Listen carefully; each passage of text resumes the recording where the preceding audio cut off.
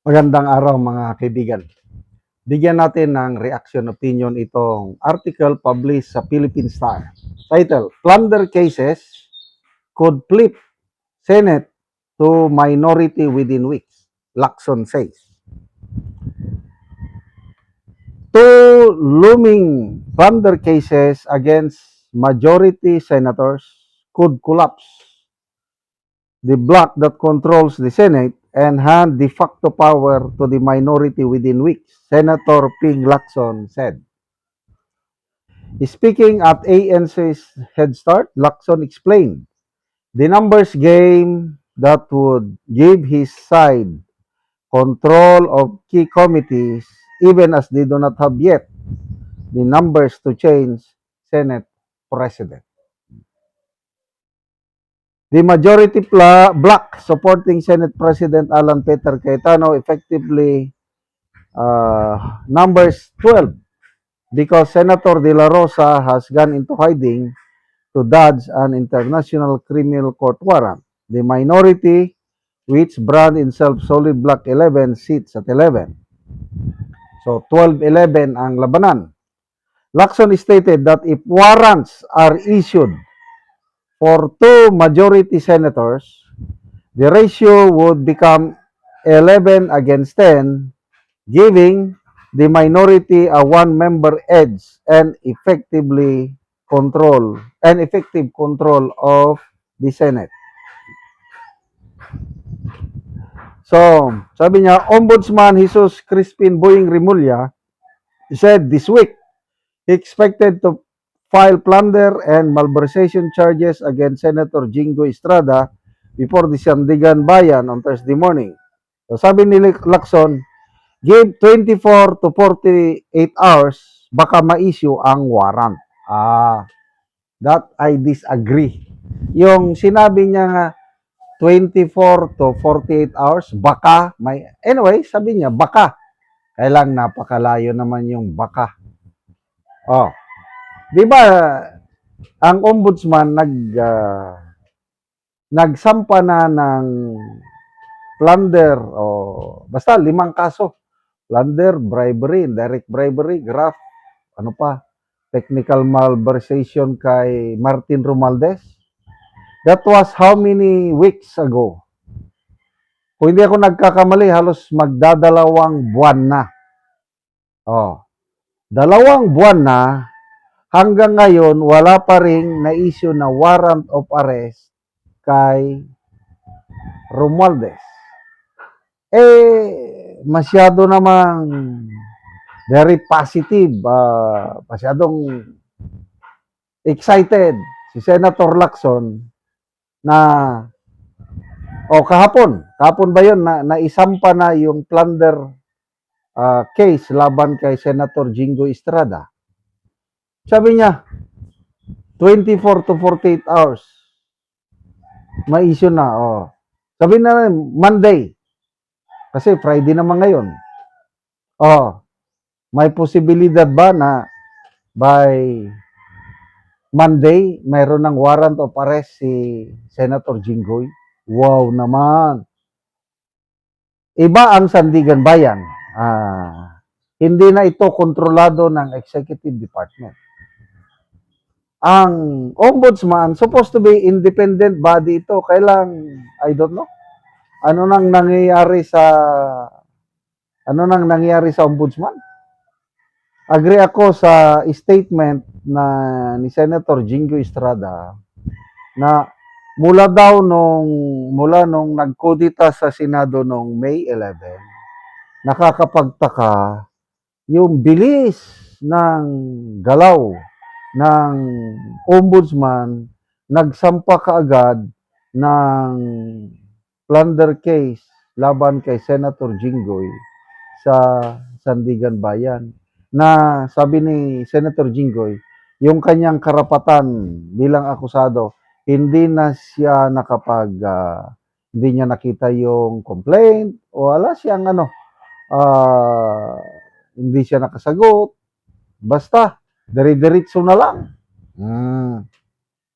So, ito, Jinggoy. Sino pa yung kwan? Pangalawa, posibleng Villanueva or posibleng Marcoleta. So, umaasa itong minority na agad-agad mag-issue ng warrant of arrest ang Sandigan Bayan. I tell you, ibang Sandigan Bayan, sa tingin ko, observation ko, walang, there is integrity in Sandigan Bayan. Walang pinapanigan. Depende lang talaga sa ebidensya.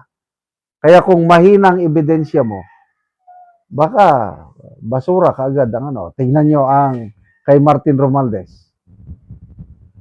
Magdadalawang buwan na. Bakit hanggang ngayon?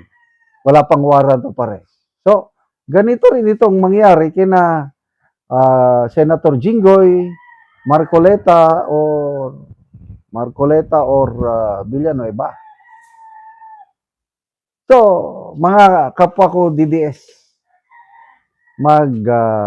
magkaisa po tayo sa pagdarasal sa Panginoon na protektahan niya itong Brave 13. I believe na this is intervention from God. Yung nangyari nung May 11 na biglang nakalagpas o nakatakas si Senator Bato sa kamay ng 10 NBI agents at nakaboto siya sa change of leadership sa Senado. So if God has a plan for our Senate to expose yung mga kalukuhan nila, tuloy-tuloy ito. Ang kailangan lang natin is magdasal para ang Diyos kumilos para God save the Philippines niya. Wala na itong bayan natin. Papunta na ito sa inidoro pag hindi kailangan talaga ng check and balance at itong Brave 13 ang plus of course Supreme Court ang naiwang last bastion of democracy. So laban lang Brave 13, huwag kayong patatalo, huwag kayong patatakot sa mga kaso-kaso na tinatapat laban sa inyo. Salamat mga kaibigan sa inyong pagsubaybay sa channel nito. Nakakatulong kayo ng maigi sa tribong talandig ng Bukidnon at namimigay tayo ng libreng yero at pako para makapagpatayo naman sila ng mas maayos na tirahan. Panoorin niyo ang video na ito. Kung sa balay sa tabangan na mo o muna ni ang nitsura sa iyang atop nga iyang pag-atopan karon sa gihatag nga yero. Nakita nato nga dagko na gid og pusdot o karaan na gid ang yero. Basta gani lumayas. Ito ano ba mo?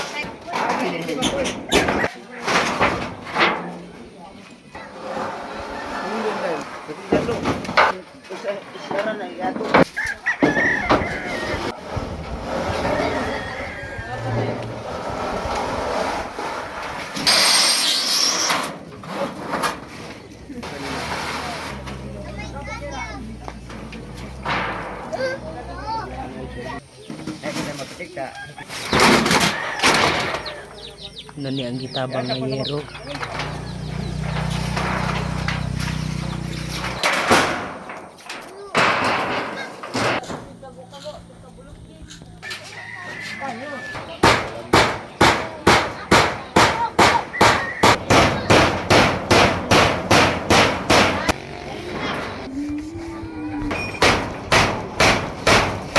O karon humanagid sa pag-atop ang kinatabang nga yero. So makita gid nato nga nakaatop na gid sila sa ilang balay. Sa Ginoo nga napulian ang akong atop sa sin nga nabang sa hero nga 13 na katuig ang akong atop. Nagpasalamat ko kani Lisga na gyud. Ang tabang ka sa para dagang pang barangay Matabangan. So kuha na gid tatay unsa ra day tatay mong trabaho? Parang mo singgapon, Mag-uuma. uma, So taman ra gid sa kaon ang sa kaon ang among kinitaan. Oo, so salamat kay tatay. Salamat.